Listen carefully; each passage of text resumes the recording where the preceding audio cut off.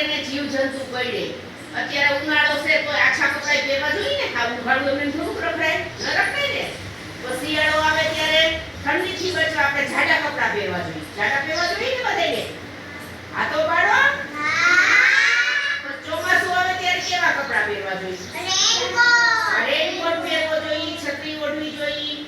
નહીતર આપણે પડી જઈએ ને.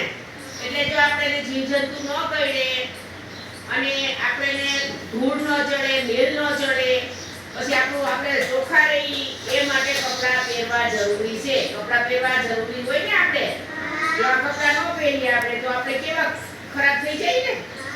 આપણે કઈક ધૂળ ચોટે, પછી કેટલી વસ્તુ જીવજંતુ ઝીણા જો કીડીયું છે, કોઈ મચ્છર છે, એ આપણા શરીરમાં કડી જાય કે ન કડી જાય.